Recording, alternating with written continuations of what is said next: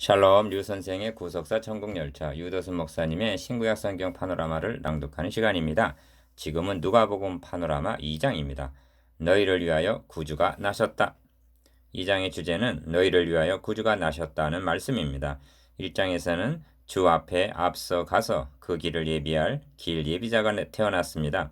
2장에서는 주인공이 태어나는 것입니다. 천사는 그를 가리켜 너희를 위하여 구주가 나셨으니 곧 그리스도 주시니라고 말합니다. 11절. 이 소식은 온 백성에게 미칠 큰 기쁨의 좋은 소식이었던 것입니다. 10절. 그런가 하면 큰 기쁨만 있는 것이 아닙니다. 시몬은 마리아에게 칼이 너의 마음을 찌르듯 하리라고 35절 말함으로써 태어난 아기 예수님이 장차 받으시게 될 고난도 예언합니다. 또한 12살 난 예수님이 유월절을 지키기 위하여 부모를 쫓아서 예루살렘에 올라갔다가 자신을 찾는 부모에게 내가 내 아버지 집에 있어야 될 줄을 알지 못하였나이까 하여 49절 벌써 자신의 정체성을 알고 계셨음이 나타나 있습니다. 이를 네 단원으로 나누어 상고하겠습니다. 첫째 단원 1절에서 7절 역사적인 배경과 장소, 둘째 단원 8절에서 20절 기쁨의 좋은 소식을 제일 먼저 들은 사람들, 셋째 단원 21절에서 40절 위로와 구속자가 되시는 그리스도, 넷째 단원 41절에서 52절 자신의 사명을 안 소년 예수. 이번 낭독은 둘째 단원까지 하겠습니다. 첫째 단원 1절에서 20절 역사적인 배경과 장소. 이때 가이사 아구스도가 영을 내려 천하로 다 호족하라 하였으니 1절 먼저 그리스도가 태어나신 역사적인 배경을 말합니다. 가이사 아구스도는 로마의 황제입니다. 다윗의 위에 앉으셔서 영원 무궁토록 왕 노릇하실 구주가 로마가 통치하고 있는 이러한 배경에서 태어나셨다는 것이 어째서 중요합니까? 하나님께서는 선지자 다니엘을 통해서 그리스도가 탄생하실 역사적인 배경을 계시해 주셨기 때문입니다. 정금의 나라, 은의 나라, 노새 나라를 거쳐 철의 나라 때 하늘의 하나님이 한 나라를 세우시리니라고 예언하고 있는 것입니다. 성경에서 말씀하고 있는 예언이란 앞으로 일어날 일을 미리 알아맞히는 그런 의미가 아닙니다. 앞으로 이루고자 하시는 하나님의 계획을 알려주시는 계시인 것입니다. 거기에는 역사의 주관자로서의 하나님의 주권적인 뜻이 나타나 있는 것입니다. 이처럼 바벨론 다음에 바사가 일어나고 바사 다음에 헬라가 일어나고 헬라 다음에 로마가 일어날 이 열왕의 때 하늘의 하나님이 한 나라를 세우시리니라는 다니엘서 2장 44절의 말씀은 그렇게 하기로 계획하시고 작정하셨다는 말씀인 것입니다. 열왕의 때 한 나라를 세우시려는 하나님의 계획. 하나님께서는 내 나라를 어떻게 사용하셨을까요? 바벨론은 하나님의 백성을 징계할 채찍으로 사용하셨고 바사는 해방자로 헬라를 통해서는 하나님의 오묘한 말씀을 기록할 언어를 준비하셨으며 로마를 들어서는 복음을 효과적으로 전파할 기틀을 마련하셨다 하겠습니다. 복음이 최단 시간 내에 그토록 효과적으로 전파될 수 있었던 것은 로마라는 배경이 있었기 때문임을 사도행전에서 볼 수 있습니다. 이것이 하나님께서 설정해 놓으신 그리스도가 탄생할 시대적인 배경이었던 것입니다. 이때에 가이사 아구스도가 영을 내려 천하로 다 호족하라 하였으니 이는 북쪽 나사렛에 살고 있던 마리아가 어찌하여 남쪽 유대 베들레헴에 가서 해산하게 되었는가를 설명해 줍니다. 요셉도 다윗의 집 족속인 고로 갈릴리 나사렛 동네에서 유대를 향하여 베들레헴이라 하는 다윗의 동네로 그 정원한 마리아와 함께 호족하러 올라가니 4절에서 5절 하나님께서는 그리스도 오시기 약 700년 전에 이사야와 미가 선지자를 통하여 그리스도의 탄생에 대한 징조와 장소도 예언케 하셨습니다. 먼저 징조로 주시기를 그러므로 주께서 친히 징조로 너희에게 주실 것이라 보라 처녀가 잉태하여 아들을 낳을 것이요 그 이름을 임마누엘이라 하리라고 이사야 7장 14절 처녀를 통하여 나실 것을 말씀하셨습니다. 또한 장소에 관해서는 베들레헴 에브라다야 너는 유다 족속 중에 작을지라도 이스라엘을 다스릴 자가 너에게서 내게로 나올 것이라 그의 근본은 상고의 태초에니라고 미가서 5장 2절 베들레헴에서 나실 것을 말씀하셨던 것입니다. 왜 베들레헴이냐 하면 그리스도는 다윗의 자손으로 다윗의 동네에서 태어나야 하기 때문입니다. 이를 이루기 위하여 갈릴리 나사렛 동네에서 유대를 향하여 베들레헴이라 하는 다윗의 동네로 보내심을 받았던 것입니다. 미가와 누가는 베들레헴을 말할 때 베들레헴 에브라다야 너는 유다 족속 중에 작을지라도 또는 유대를 향하여 베들레헴이라 하는 다윗의 동네로 하고 모두 유다를 언급하고 있음을 유념해야만 합니다. 상고로 거슬러 올라가 보면 홀이 유다를 떠나지 아니하며 치리자의 지팡이가 그 발 사이에서 떠나지 아니하시기를 실로가 오시기까지 미치리니라고 하여 창세기 49장 10절 그리스도가 유다 지파를 통하여 오실 것이 계획되어 있었기 때문입니다. 그러니까 그리스도는 유다 지파 다윗의 자손으로 오시게 된다는 말씀입니다. 그러므로 솔로몬의 범죄로 말미암아 나라를 빼앗아 다른 나라에게 주실 때도 유다 지파만은 남겨 두셨던 것입니다. 하나님께서는 유다를 가리켜 한 지파 한 등불이라고 말씀하셨습니다. 열왕기상 11장 36절 주께서 유다로 쫓아나신 것이 분명하도다. 한 걸음만 더 나아가야만 하겠습니다. 창세기에서 그리스도가 유다 지파에서 나실 것이 이미 예언되어 있다면 여호수아에서 가나안을 정복한 후 12지파에게 땅을 분배할 때 유다 지파가 어느 땅을 분배받게 되느냐는 문제에 비상한 관심을 갖게 됩니다. 왜냐하면 그리스도가 나실 땅이 그곳이기 때문입니다. 땅을 분배할 때 유다 지파의 족장 갈렙이 그날에 여호와께서 말씀하신 이 산지를 내게 주소서 하고 요구합니다. 여호수아 14장 12절 그날이란 10명의 족장이 가나안 땅을 악평하였을 때 하나님께서 오직 내 종 갈렙은 그 마음이 그들과 달라서 나를 온전히 쫓았은즉 그의 갔던 땅으로 내가 그를 인도하여 드리리니 그 자손이 그 땅을 차지하리라 고 말씀하신 그날인 것입니다. 민수기 14장 24절 갈렙은 그 말씀을 45년간이나 마음에 간직하고 있다가 그 땅을 자신에게 달라고 요구하였던 것입니다. 이는 하나님의 오묘하신 섭리였던 것입니다. 이리하여 헤브론이 갈렙에게 주어졌고 유다 지파가 그 일원을 차지하게 되었는데 유다 지파에게 분배된 곳에는 그리스도가 나실 베들레헴과 죽으실 예루살렘 모두가 포함되어 있었습니다. 성경은 말씀합니다. 우리 주께서 유다로 쫓아나신 것이 분명하도다. 히브리서 7장 14절 이 점에서 감동적인 시 한 편을 소개하고자 합니다.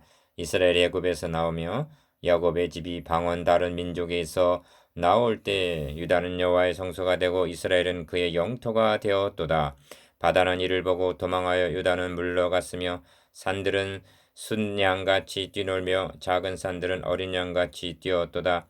바다야 너가 도망하면 어찌미며 유다나 너가 물러가면 어찌민고 너희 산들아 순양같이 뛰놀며 작은 산들아 어린 양같이 뛰놀면 어찌민고 시편 114편 1절에서 6절 이스라엘 애굽에서 나올 때란 출애굽을 가리킵니다. 그때 유다 지파가 행진하는 선두에 섰던 것입니다. 민수기 10장 14절 이 유다를 가리켜 여호와의 성소라고 2절 말씀하면 그리스도가 그 지파 안에 계셨기 때문입니다. 그렇다면 이렇게 말할 수 있습니다. 출애굽 때도 그리스도께서 선두에 서서 인도하셨다고 이를 알았게 하나님이여 주의 백성 앞에서 앞서 나가사 광야에 행진하셨을 때 셀라 시편 68편 7절 하고 감격해 하고 있는 것입니다. 그리스도께서 앞에서 인도하시는 출애굽의 대열을 보고 바다 홍해는 이를 보고 도망하며 유다는 물러갔으며 산들은 순양같이 뛰놀며 작은 산들은 어린 양같이 뛰었도다 라고 노래하고 있는 것입니다. 얼마나 감동적인 장면입니까? 시편 기자는 어찌민고라는 말을 3번이나 반복하고 있습니다. 왜 그렇게 뛰놀고 있느냐고 묻고 있는 것이죠. 이는 몰라서가 아닙니다. 독자들에게 바다와 사는 이 그리스도를 보고 저토록 뛰놀고 있는데 너희들은 어떻게 하고 있느냐고 묻고 있는 셈입니다. 그 주님께서 태어나시기 위하여 지금 마리아는 갈릴리 나사렛 동네에서 유대를 향하여 베들레헴이라 하는 다윗의 동네로 4절 보내심을 받고 있는 것입니다. 거기 있을 그때 해산할 날이 차서 마다들을 낳아 강보로 싸서 그 위에 뉘었으니 이는 사관에 있을 곳이 없음이로라. 6절에서 7절 영광을 비우시고 구주가 오셨는데 사관에 있을 곳이 없으셨다니. 둘째 단원 8절에서 20절 기쁨의 좋은 소식을 제일 먼저 들은 사람들 천사가 이르되 무서워 말라 보라 내가 온 백성에게 미칠 큰 기쁨의 좋은 소식을 너희에게 전하노라. 오늘날 다윗의 동네에 너희를 위하여 구주가 나셨으니 곧 그리스도 주시니라. 10절에서 11절 본 단원의 대지는 천사가 큰 기쁨의 좋은 소식을 밤에 자기 양떼를 지키고 있던 목자들에게 전해주고 찬송하는 내용입니다. 온 백성에게 미칠이라고 복음이 미칠 범위에 대해서 말씀합니다. 이는 유대인의 벽을 넘어 온 인류에게 미칠 큰 기쁨의 좋은 소식이었던 것입니다. 너희가 가서 강보에 쌓여 구유에 누인 아기를 보리니 이것이 너에게 표적이니라고 말씀합니다. 12절 하나님께서는 징조로 처녀를 통해서 나게 하시고 표적으로 강보에 쌓여 구유에 누인 아기를 주셨습니다. 구유에 누였다는 말이 3번이나 7절, 12절, 16절 강조되어 있습니다. 지극히 높으신 이 아들이시오 1장 32절 구주 되시는 그리스도께서 강보에 쌓여 구유에 누우신 바 된 것입니다. 이는 상징성이 있는 묘사인데 요한복음의 표현대로 그가 세상에 계셨으며 세상은 그로 말미암아 지은 바 되었으되 세상에 그를 알지 못하였고 자기 땅에 오매 자기 백성이 영접치 아니하였음을 나타내고 있습니다. 요한복음 1장 11절 목자들은 이제 베들레헴까지 가서 주께서 우리에게 알리신 바 이 이루어진 일을 보자 하고 15절 베들레헴으로 갔습니다. 그들은 구유에 누인 아기를 찾았습니다. 16절 목자들은 천사가 자기들에게 이르던 바와 같이 20절 이루어진 이 일을 15절 확인할 수 있었습니다. 목자들은 듣고 본 그 모든 것을 인하여 하나님께 영광을 돌리고 찬송하며 돌아갔습니다. 20절 하반절 천사가 큰 기쁨의 좋은 소식을 제일 먼저 밤에 밖에서 자기 양떼를 지키고 있던 목자들에게 전해주었다는 것은 의미심장한 말씀입니다.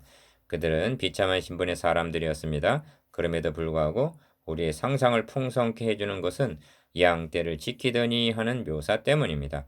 성경에서 양이라 말하면 대번에 재물을 연상하게 됩니다. 그들은 다름 아닌 상번제, 속죄제, 화목제 등 제물로 드려질 양을 치는 목자들이었으리라는 것은 있을 법한 일입니다. 그들에게 제일 먼저 세상 죄를 지고 가는 하나님의 어린 양이 태어나심을 전해주므로 빨리 가서 마리아와 요셉과 구유에 누인 아기를 찾아서 보고 하나님께 영광을 돌리고 찬송하며 돌아갔다는 것은 16절에서 20절 의미심장한 일입니다. 또한 성경은 예수 그리스도를 목자장이라고 말씀합니다. 베드로전서 5장 4절 그렇다면 그의 제자들은 작은 목자인 셈입니다.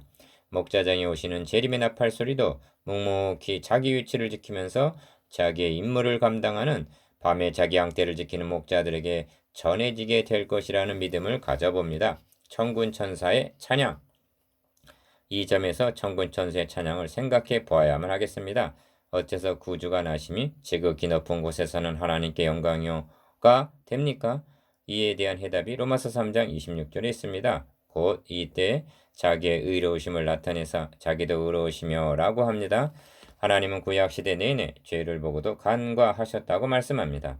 그런데 구주께서 이 죄를 대신 담당하기 위하여 오신 것입니다. 곧 이때 자기의 의로우심을 나타내사라고 합니다. 이는 구약시대에는 하나님의 의로우심을 나타내지 못한 때였다는 뜻인데 이제 비로소 나타내시게 된 것입니다. 이것이 하나님께 영광을 돌림이 되는 것입니다. 주님은 내가 이를 위하여 이때에 왔나이다 하시고 아버지여 이름을 영광스럽게 하옵소서 하시며 요한복음 12장 28절 그가 받으실 고난과 하나님의 영광을 결부시켜 말씀하십니다. 그리스도의 대속의 죽으심은 하나님께 영광을 돌리신 최대 사건이었던 것입니다. 이에 대해 빛을 비춰주는 예가 구약 성경에는 있습니다. 여호수아는 아간에게 청하노라 이스라엘의 하나님 여호와께 영광을 돌리라고 말합니다. 여호수아 7장 19절 그런 후에 그를 죽였습니다. 그의 죽음은 죄값은 사망이라는 하나님의 공의를 드러낸 영광을 돌림이 되었던 것입니다. 땅에서는 기뻐하심을 입은 사람들 중에 평화로다라고 합니다. 죽기를 무사함으로 일생에 매여 종노릇하는 모든 자들에게 히브리서 2장 15절 평화란 없습니다. 그들이 노임을 받게 되었을 때 비로소 평화는 임하게 되는 것입니다. 좋은 소식을 가져오며 평화를 공포하며 복된 좋은 소식을 가져오며 구원을 공포하며 시온을 향하여 이르기를 너희 하나님이 통치하신다 하는 자의 산을 넘는 발이 어찌 그리 아름다운고 이사야 52장 7절 평화란 구원에 머무르는 것이 아니라 통치하심까지 나아가는 것입니다. 궁극적인 평화란 그리스도께서 통치하시는 메시아 왕국이 도래했을 때 완성되는 것입니다. 지금은 평화가 아니라 전쟁의 때입니다. 하나님은 여러분을 그 평화를 누릴 기뻐하심을 입은 사람들 중 하나로 삼으셨습니다. 평화 없는 세상, 고통과 싸움뿐. 사람들은 무서웠더니 평화의 왕이 다시 오시기까지 죄와 전쟁은 끝이 없네. 오, 주 없이 살 수 없네. 오직 주께만 구원 있네. 주님 없는 세상 평화 없네. 오, 주 없이 살 수 없네.